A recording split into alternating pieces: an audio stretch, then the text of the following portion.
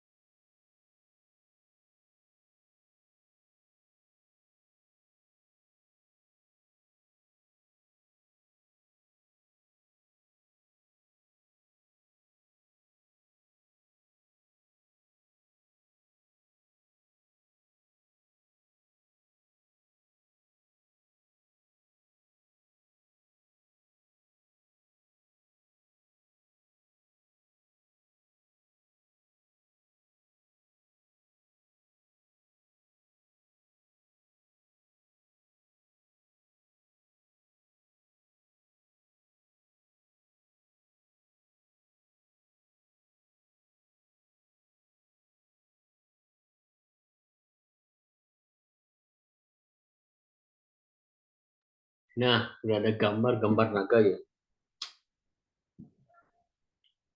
Naganya kurus gitu. Wah, saya nggak kelihatan. Bisa dibesarin nggak? Bentar Pak, saya coba dulu. Hmm.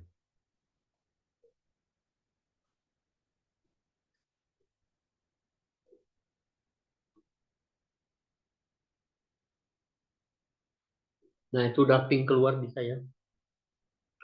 Pakai VirtualBox ya? Betul Pak, pakai VirtualBox.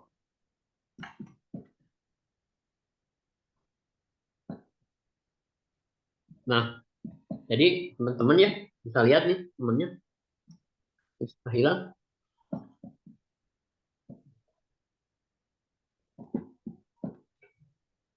Jaringan saja. Nggak. Nah, tadinya ya, saya itu mau ujiannya seperti ini, tapi kasihan juga waktu kakak kalian banyak nggak bisa, Pak. Kenapa nggak dikumpulin? Ya, Pak, saya nggak punya laptop. Pikiran punya laptop semuanya. Makanya saya sekarang nanya gitu.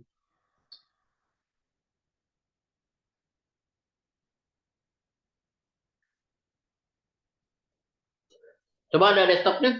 Nah, lihat. Mas bisa dibesarin nggak? Susah ya?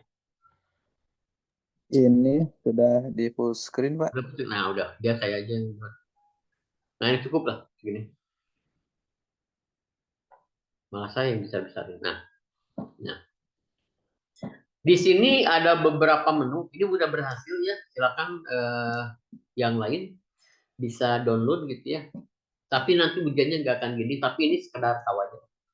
Nanti kalau saya tanya, sebetulnya di Kalilinux itu apa sih isinya gitu ya? Atau apa sih kegunaan untuk eh, information gathering misalnya? Di sini ada 01 tuh. Jadi, nah itu bisa tuh. Kita bisa menganalisis DNS gitu. Nah, hati-hati ya, jangan menganalisis DNS orang lain gitu ya. Nanti kena batunya gitu. Nah, DNS analisis itu banyak. Nah, ini kenapa? Jadi saya akan terangin juga ya. Kenapa menggunakan DNS 6 gitu ya. Kemudian DNS map, DNS recon misalnya. Nah, kemudian ada apa itu? Saya nggak kelihatan bacanya apa. Firesia. Ya sudah. Itu ada 4. Sebetulnya ya, si 4 ini ada pembuatnya. Jadi ada beberapa seorang programmer ya membuat DNS map. Nah, DNS map ini digunakan untuk mendeteksi atau menganalisis suatu DNS, apakah DNS itu sehat atau benar gitu ya, konfigurasinya benar dan lain sebagainya. Nah, tujuan mereka ya dibuat itu untuk menganalisis benar DNS-nya mereka gitu. Saya punya masalah dengan DNS. Kenapa ya? Padahal saya sudah masukkan DNS yang positif gitu ya. Tapi kenapa masih banyak DNS apa masih lolos gitu ya kalau mengakses situs-situs yang negatif. Nah, itu bisa dicek. Tujuannya itu. Tapi ada ya pemikirannya saya harus apakah saya bisa melihat DNS ya, orang lain gitu. Oh, bisa juga ya. Jadi itu kegunaannya ya. Jadi orang menggunakan jadi seperti ini. Kalau dunia nyata ya orang itu membuat suatu celurit atau celurit arit atau apa ya. Nah, itu gunanya untuk apa? Memotong dulunya tuh, memotong apa? Memotong gabah gitu, tahu gabah? Gabah itu kalau di apa? Bahasa Sundanya itu apa ya? Gabah itu. Pohon pare, pohon pare itu jadi bahasa Sunda ya. Pokoknya mah pohon beras gitu ya. Aduh, lupa. Pohon beras, pokoknya atau jangan gitulah. Saya ada orang yang membuat tahu bedog atau apa bukan bedog ya. Pisau aja lah. Pisau. Tahu pisau kan semuanya. Si penciptanya pisau itu hanya digunakan untuk memotong ya, memotong apa? Apel misalnya, memotong bawang dan sebagainya. Tapi nanti ada orang yang mengira itu adalah buat membunuh ya, menusuk. Nah, itu sama ya persepsinya eh, yang di apa persepsi yang mereka buat gitu ya. Kayak DNS 6 itu kan DNS map itu kan bisa disalahgunakan gitu ya sama orang-orang yang tidak bertanggung jawab. Nah, itu kan judulnya information gathering berarti mencari informasi. Ya DNS juga memberikan informasi gitu ya. Nah, kemudian ini ada IDS, IPS identifikasi. Nah, kita juga bisa melihat gitu, atau melihat ini ada IPS atau IDS.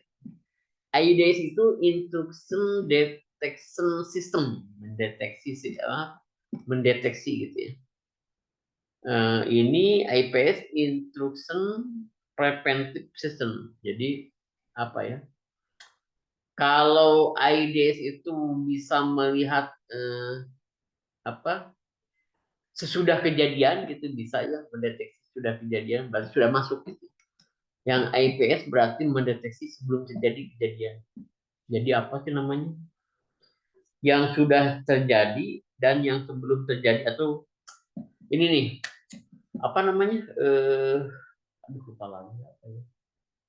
Kalau ada mitigasi, mitigasi itu perbaikan.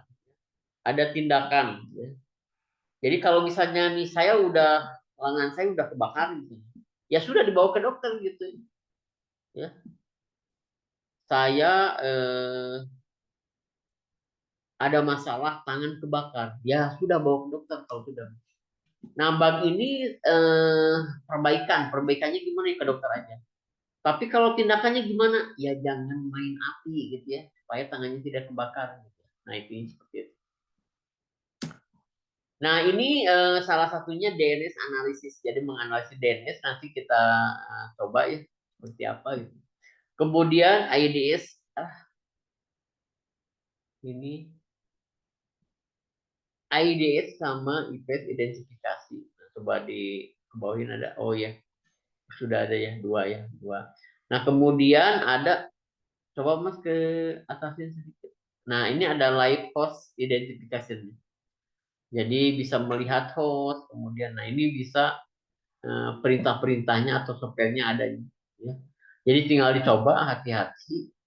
Kalau mau ini melihat gunakanlah atau masuk ke PC lokal kita atau minimal buat lab gitu ya. Saya punya dua laptop gitu ya. Nah, kemudian dimasukin ke apa? Ke jaringan gitu ya. Seperti itu. Oke. Nah, ini adalah dalam rangka information gathering atau pengumpulan informasi gitu ya. Kemudian ini biasanya tidak semuanya dipakai ya, jadi mana saja gitu yang lebih enak. Karena ini adalah open source gitu ya. Berikutnya coba. Nah ini ada, nah ini yang information gathering itu berapa banyak? Nah ini adalah DNS, kemudian ada IPS, IDS, ada level identification, ada network endpoint scanner gitu ya. Nah network endpoint scanner, jadi menyekin itu sama dengan information gathering, ya. Jadi pengumpulan informasi lah seperti itu. Nah, network dan post scanner itu bisa menggunakan mescan ya, kemudian nmap, kemudian ada apa lagi nmap, kemudian unicorn scan ya. Jadi banyak sekali gitu, bisa dicoba mana yang lebih enak gitu. Biasanya yang terkenal ada yang menggunakan nmap gitu. Oke, terus berikutnya ke atasin ada post-it analysis ya. Ada Malpego ya, ada Spiderfoot, kemudian Spiderfoot CLI, kemudian nah ini dalam rangka pengumpulan ya, mengumpulkan informasi. Kemudian ada root analysis, mana root analysis? Ke atas coba. Nah, root analysis ini masih di information gathering. Jadi nah ini contoh-contohnya di root analysis itu ada dua software tuh. Ada Net Discovery sama NetMask. Kemudian SMB analisis, coba ini banyak ya, kita tidak butuh semuanya gitu. Jadi biasanya tertentu gitu. Kemudian SMTP analisis, nah jadi SMTP itu apa ya? Protokol apa ya? Transfer protokol. SM-nya apa ya? Lupa lagi. Nanti dicari aja di Google banyak ya. Kemudian SNP analisis, ada SMTP, ada SNMP. Kemudian, nah itu banyak ya. Kemudian ada SSL analisis. Ini secure socket layer gitu ya. Kemudian ini ada SL-DAM gitu ya. SLH banyak ya. Ini sebetulnya kita butuhnya tidak terlalu banyak. Nah kemudian itu udah pernability ya belum? Ini pernability belum? Masih ya? Oh masih. Coba Mas gathering yang gathering. Oh ini oke. Okay. Kemudian yang pernability analysis. Ya. Jadi menganalisa kelemahan dan kerentanan. Nah ini vulnerability analysis itu banyak tuh contoh-contohnya, maksudnya contoh aplikasinya tinggal dijalankan dan dianalisis. Kemudian web application analysis, nah jadi menganalisa web ya, aplikasi web, kemudian diperiksa. Kemudian yang namanya database assessment. Coba diklik database. Nah ini database ya. Jadi kalau misalkan mana sih database? Ke atas nggak kelihatan. Oke, SQLite ya database browser. Nah, jadi ada SQL Map gitu ya. Nah ini kita jelasin dulu ya satu persatu. Kemudian ada tadi database assessment, kemudian password text ya. Jadi bagaimana cara menghack password gitu ya. Nah, di sini banyak aplikasinya. Saya mohon hati-hati ya, jangan sampai kena gitu ya, kena batu. Kalau bisa buat aja lab sendiri gitu ya.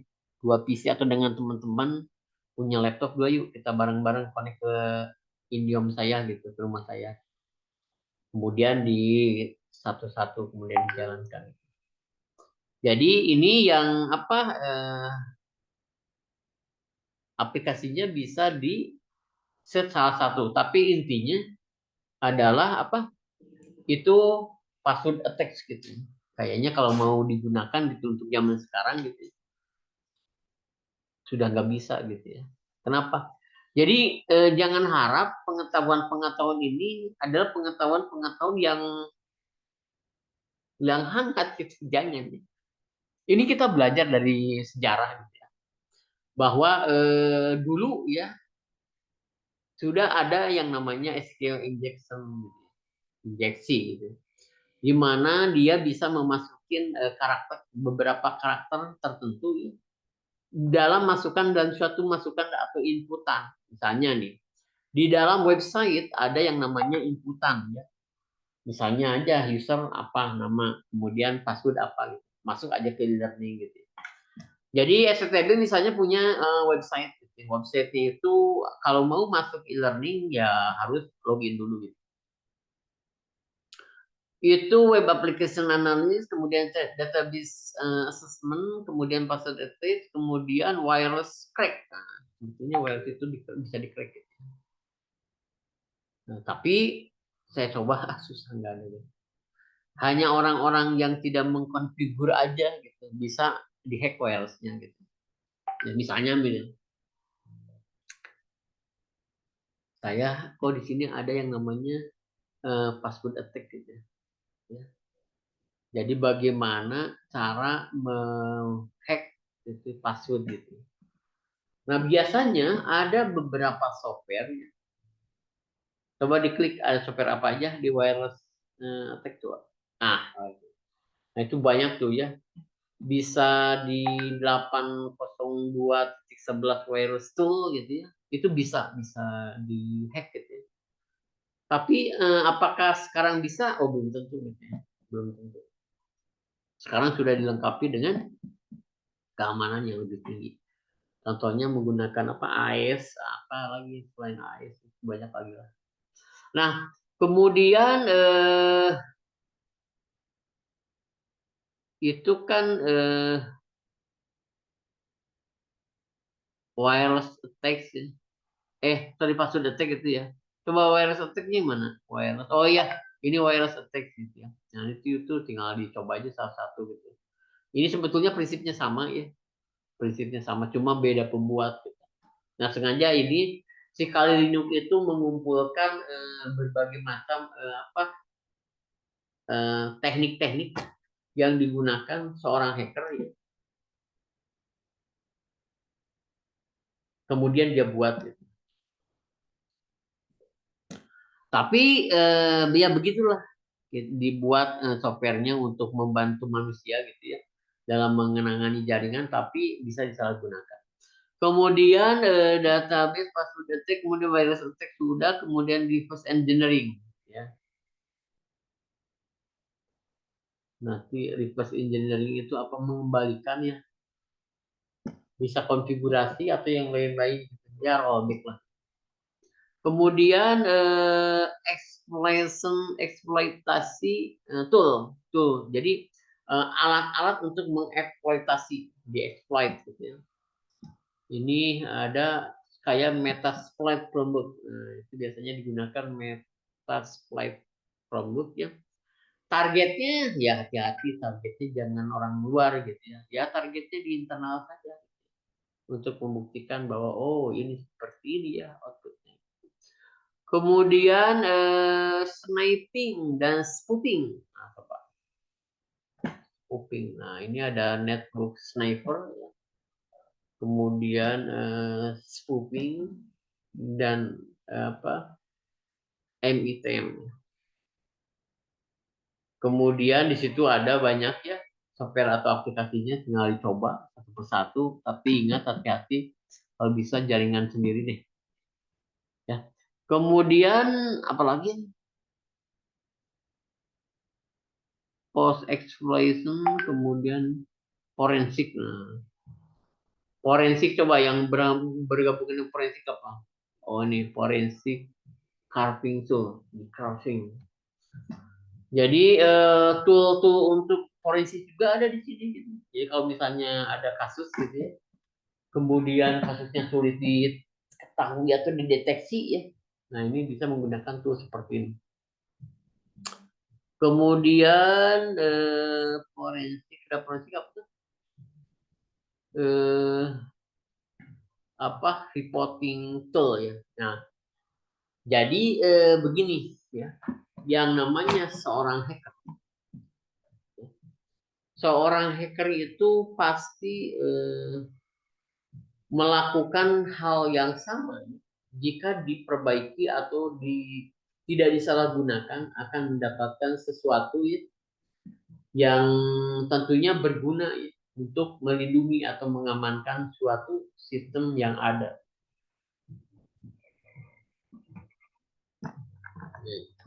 Kemudian ada yang namanya reporting tool. Jadi siapa ada alat ya untuk mengasih laporan. Jadi laporannya seperti ini nih.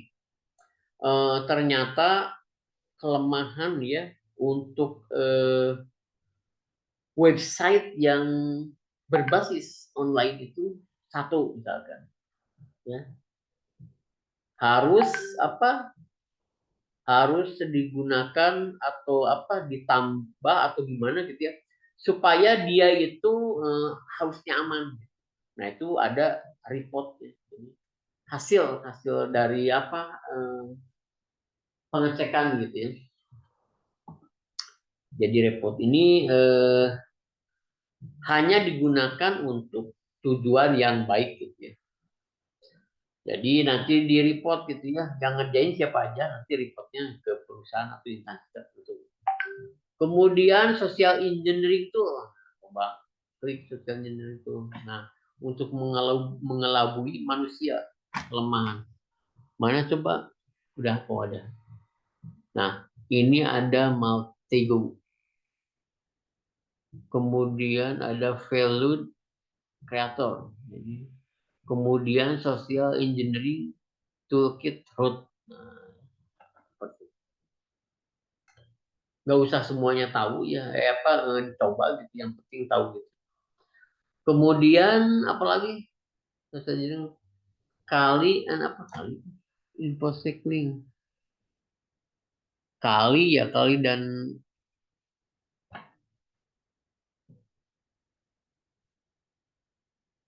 nah jadi jelas ya eh, ada beberapa aplikasi yang bisa digunakan untuk membangun suatu sistem informasi yang handal ya dan tidak kena hack gitu. Tapi ya kenyataannya banyak yang kena hack juga gitu. Cuma dia ngerasa gitu. Atau bukan di SCTB itu sebetulnya sudah ada yang ngopi loh. Sudah ada yang ngopi data. Tapi kan tidak tahu ya adminnya. Ya tenang saja lah. Dia jauh gitu. Jangan bilang seperti itu ya. Karena para hacker itu ya bisa mengkondisikan dari jarak jauh. Bahkan dia masuk VPN orang lain dulu ke negara mana, balik lagi untuk menyerang Indonesia. Seperti itu. Nah, jadi sudah tahu ya ini aplikasi yang bisa digunakan untuk menjamin kerentanan ya, sistem informasi atau vulnerability ya, sehingga tidak bisa diserang gitu ya. Tapi tidak mungkin lah bisa diserang 100%. Ke depan pasti akan ke depan pasti akan ketahuan gitu atau ada teknologi yang bisa ngehack ya. Contoh misalnya tahun ini nggak pernah tuh ada yang masuk ada yang masuk ke wifi gitu ya, wifi KP gitu ya. Nah itu kan bahaya kan. Jadi wifi KP itu sengaja gitu ya dibuat gratisan siapa yang pakai kan itu di KP gitu. Tapi ada salah seorang dari pengguna KP tersebut ya menyalahgunakan atau memasang eh, apa eh, bukan memasang ya mengecek ya mendeteksi dengan menggunakan beberapa tool yang ada di sini. Kemudian reporting social engineering, chemical engineering, dan object link. Nah, jadi kalau misalnya ditanya ya, kenapa di Kali Linux itu kok ada aplikasi-aplikasi ya untuk ya istilahnya bisa disalahgunakan lah oleh orang-orang yang tidak berhak atau tidak bertanggung jawab. Nah, jawabannya ya memang sulit gitu ya.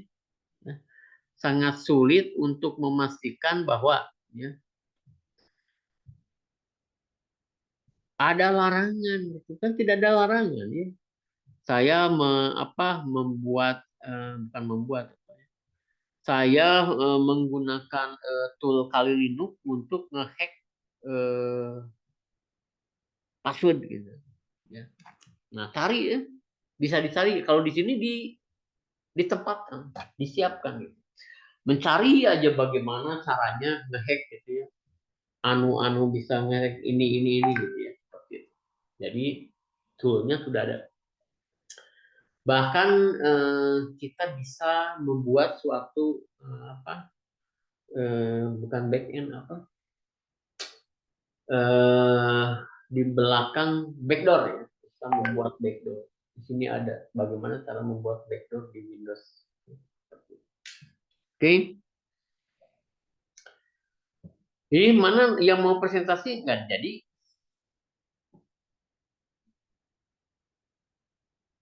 Sambil menunggu ya. Nah, jadi seperti itu. Kemudian coba apa? Coba dianalisis ya. Kalau misalnya saya mempunyai HP di rumah, kemudian ada beberapa PC atau laptop dan connect ke WiFi tersebut, apakah ada jaminan bahwa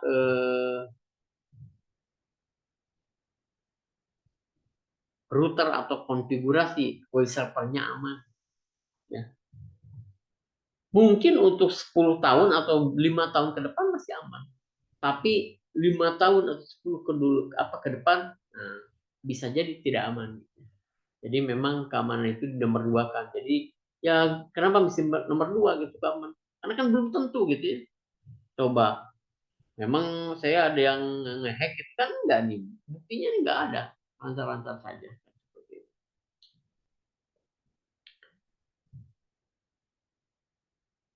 Nah, itu Kali Linux ya. Kemudian bagaimana cara menginstalnya? Nah, coba ini siapa namanya? Dari Pak. Dari ya? Dari Ramdhani. Dari coba terangkan ke teman-teman yang ada di sini langkah-langkah pertama sehingga Derry bisa masuk atau mempunyai aplikasi Kali yang seabrek ya toolnya. Silakan Derry, pertama mungkin nyari dulu websitenya, kemudian diinstal. Setelah diinstal itu harus kita siapkan virtual box-nya, kemudian cara menginstal virtual box-nya gimana gitu. Silakan dari Boleh Pak, siapa? Dok sambil belajar aja dari nanti jadi pintar dari siapa tahu nanti kerjanya di keamanan.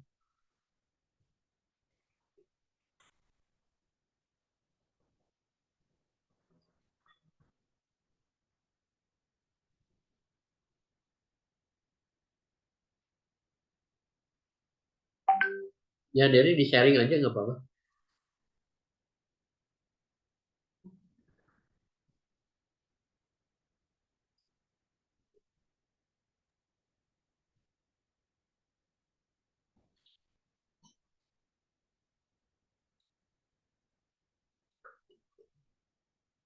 Sama linknya juga boleh.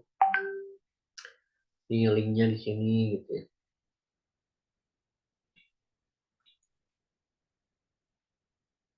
Eh, apakah screen saya sudah terlihat? Ada. Baik, ini mungkin sharing saja. Eh, Sebentar saya pertama-tama, itu dulu ya. Saya rekam dulu tak. Tunggu. kalau Biar ada bukti dari ini. Mana sih rekam tuh? sebelumnya udah di Udah record ya? ya, gitu. Udah direkam ya? Udah Pak, udah direkam. Bener gitu? Oh iya ada. Ya, Udah bener. Oke, silakan dari. ya, Pak. Nanti ya Terima sambil saya kasih. makan dulu. Terima kasih atas kesempatannya. Mungkin yang pertama kali yang saya lakukan, yang pertama adalah download dulu ISO.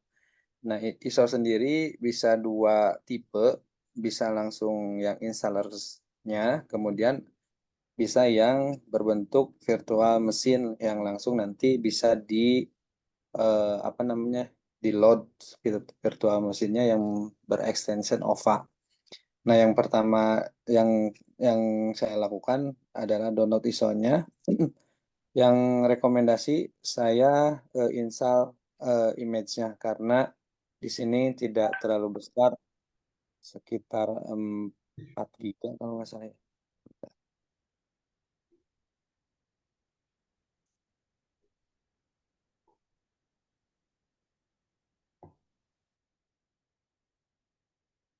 Oh ya, sebesar 4 GB. Kemudian apabila sudah di-download, mungkin dan langkah selanjutnya adalah install VirtualBox. Install VirtualBox dulu, nanti bisa eh, langsung diinstal, bisa di-download dulu di virtualbox.org. Kemudian setelah install beres, di running, kemudian eh, akan muncul seperti ini. Nah, untuk langkah selanjutnya di sini ada tombol-tombol untuk buat baru atau kita eh, akan apa kalau yang tadi kita downloadnya berbentuk OVA hasil virtual image-nya berbentuk image, nanti bisa import eh, appliance. Nah, untuk yang saat ini saya akan new klik new, misalkan kita buat nama virtual mesinnya, misalkan kali.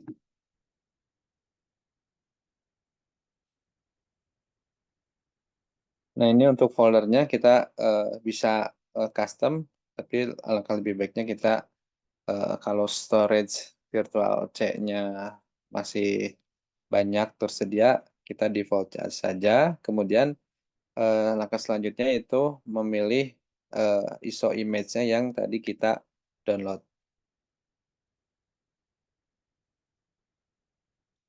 Installernya kita pilih,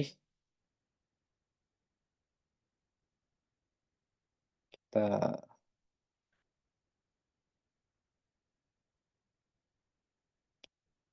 kemudian setelah itu klik next. Nah, untuk langkah selanjutnya kita tentukan memori yang akan digunakan beserta prosesor yang akan kita gunakan. Secara default eh, menggunakan RAM sekitar 2 giga itu eh, kembali lagi ke resource yang dimiliki. Kalau misalkan RAM-nya eh, cukup besar, kita bisa setup-nya dibesarkan juga misalkan ke 4 giga ataupun sekitar 6 giga. Nah, untuk prosesor yang digunakan, kita bisa set juga misalkan berapa core yang akan kita gunakan.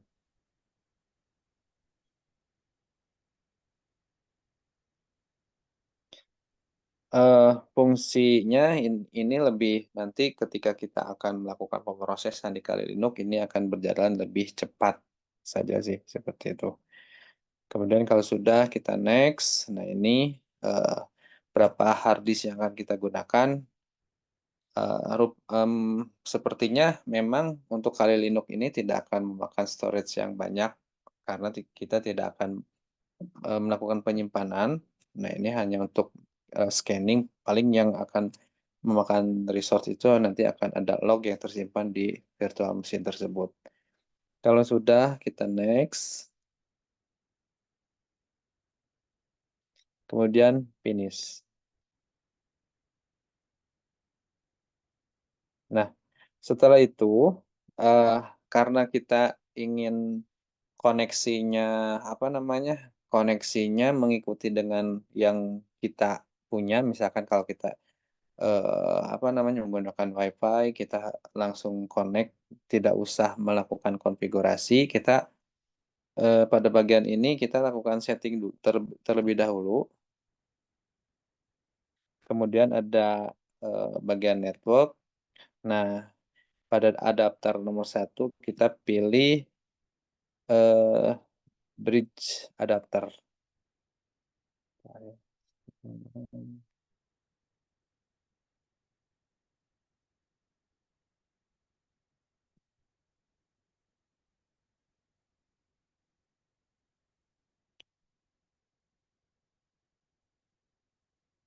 Bridge adapter. Kita pilih bridge adapter.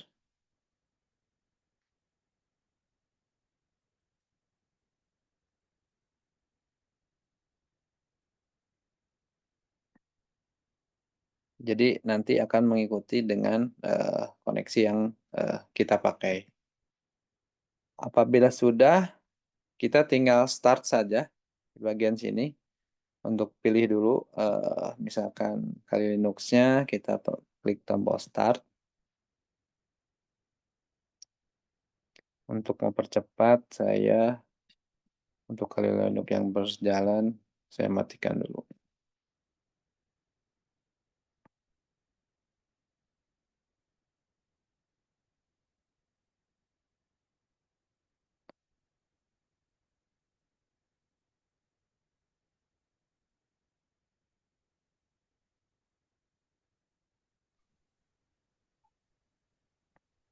Nah, berikut eh, tampilannya untuk instalasinya. Kita menggunakan contoh menggunakan grafik install, kita pilih.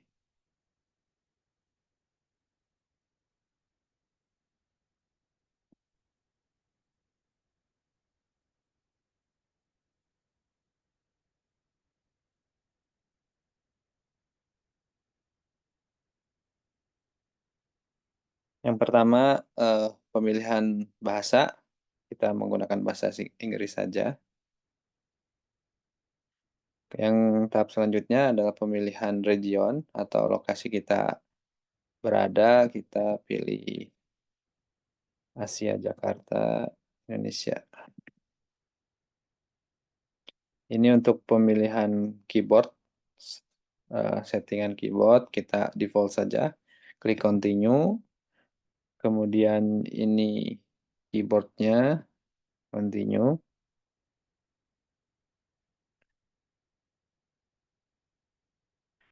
Ini melakukan scanning media ISO-nya, apakah semuanya komplit atau tidak.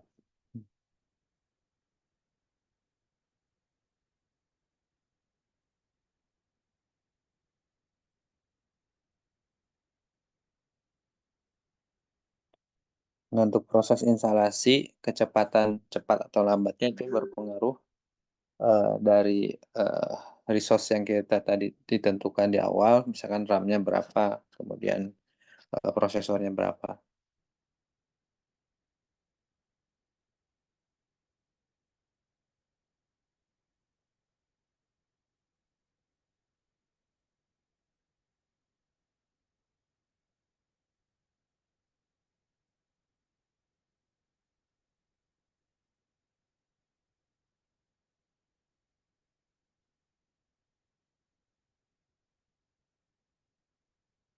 Langkah selanjutnya adalah eh, memasukkan hostname. Kita hostname-nya Kali saja. Domainnya misalkan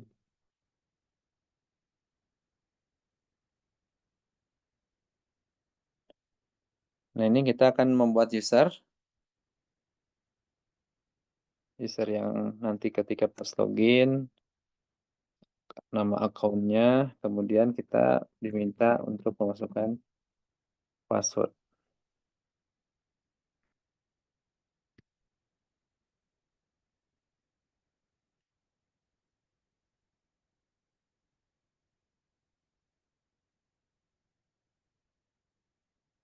Memilih waktu, kita ada di Jawa, Jakarta, jadi yang pilih yang Western untuk menyesuaikan GMT waktunya.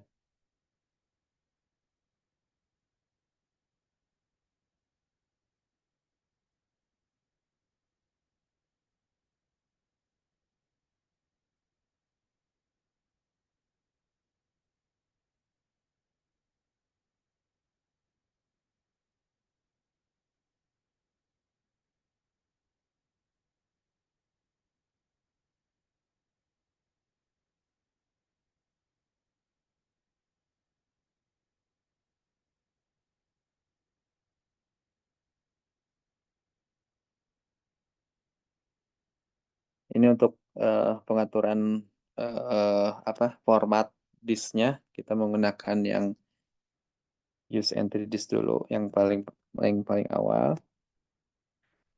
Kita gunakan semuanya, kita next saja. Next. Proses partisi, kemudian kita continue saja.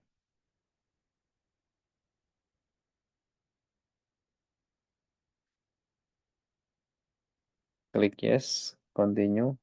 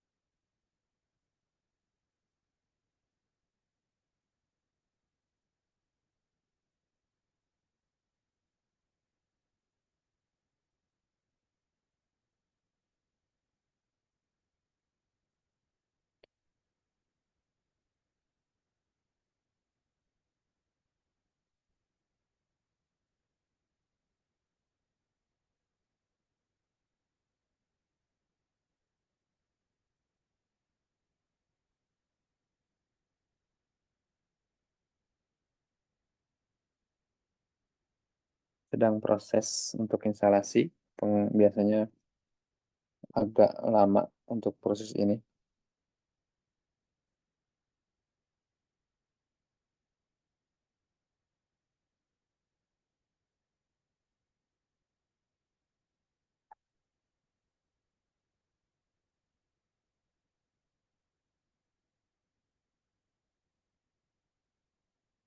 Untuk Kali Linux yang kita install ini menggunakan Kali versi 2024.2. Ini yang paling terbaru.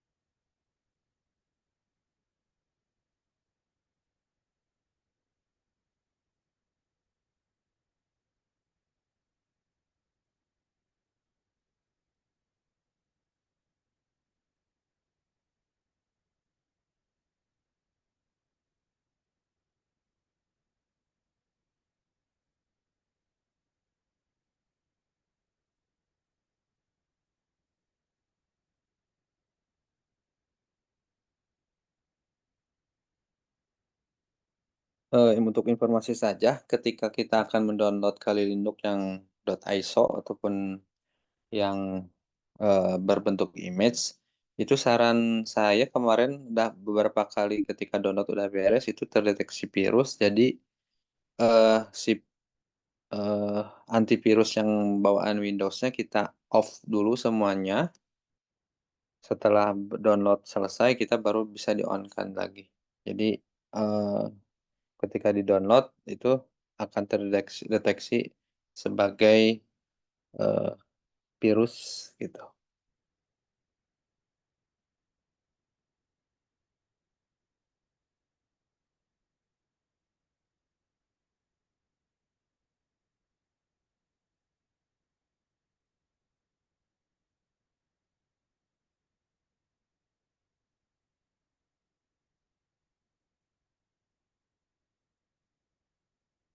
Setelah ini eh, klik continue saja.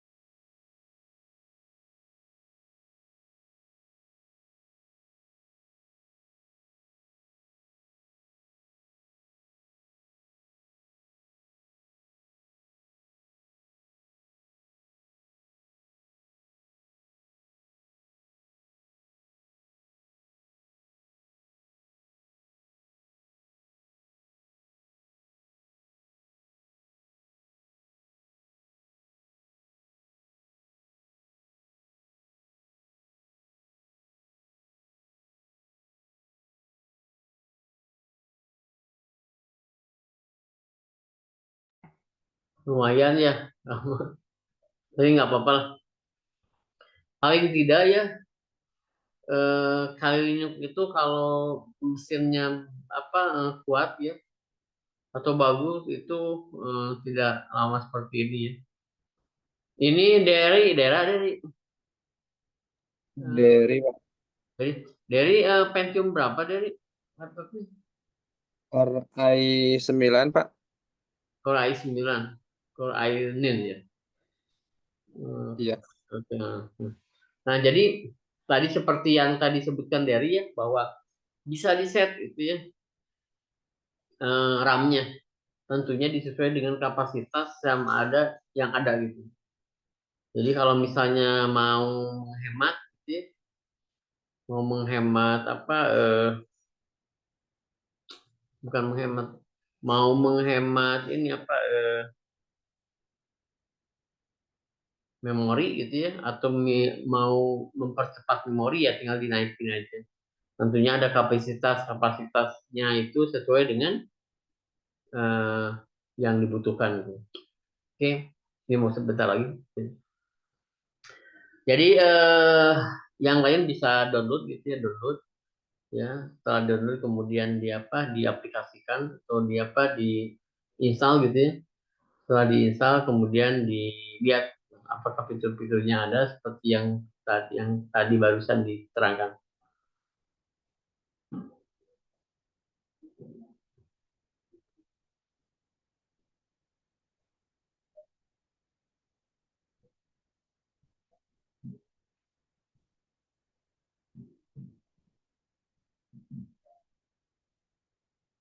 Nah, udah enter device manual atau mau yang mana? Nah, itu.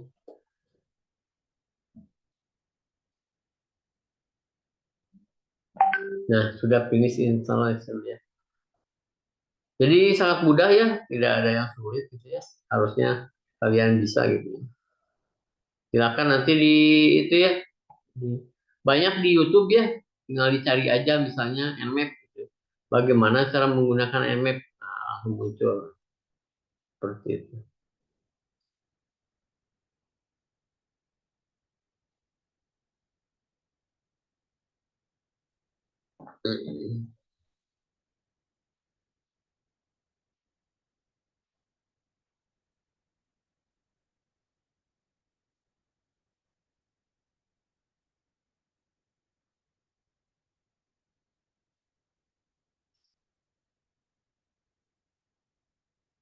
Ternyata masih lama juga ya.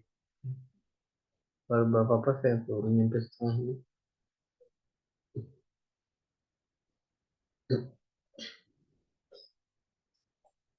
Ini yang lain pada nyimak kan?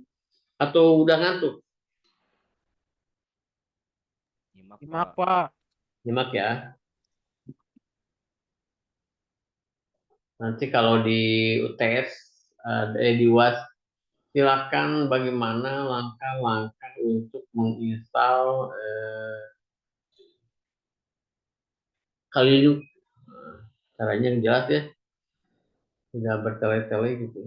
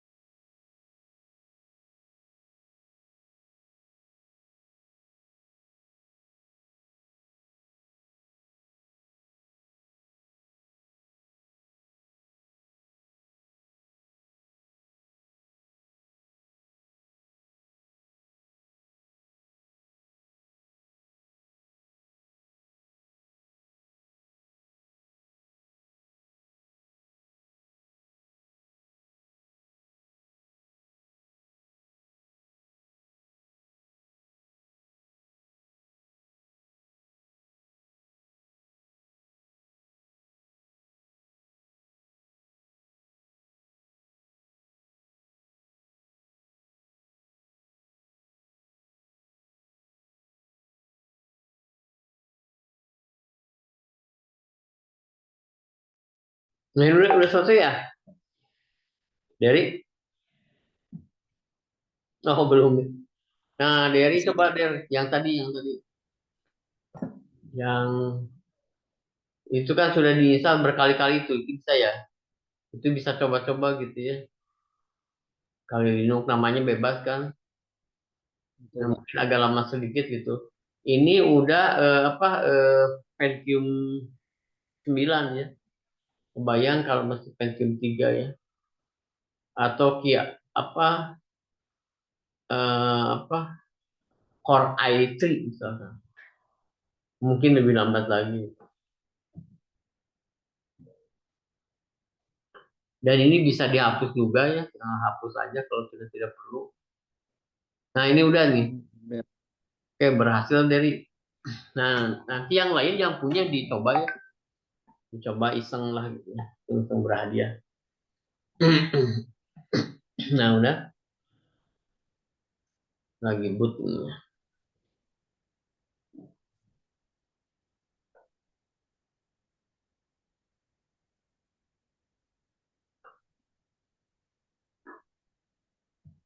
Nah,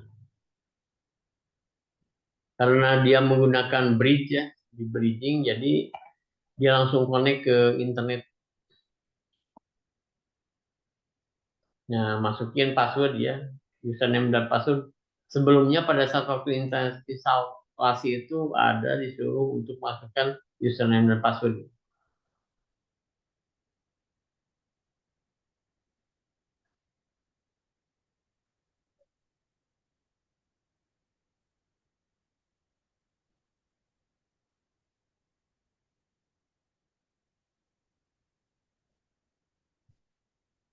Ya, ini untuk tampilannya sama seperti yang tadi ketika sudah memasukkan username password yang kita set dari awal, kita bisa masukkan untuk informasi kalau misalkan kita menggunakan yang berbentuk image yang udah di-download, jadi kita tinggal load.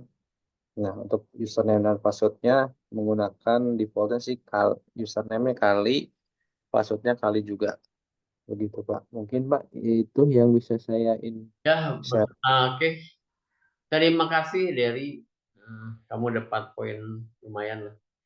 Ya, Eh, Silakan yang lainnya bisa diinstal ya seperti ini dari ya. Silakan coba-coba lah ya. Ya. Kayaknya mau habis ya sampai jam berapa nih? 50. Nah, 7 menit lagi ya. Ada pertanyaan nggak?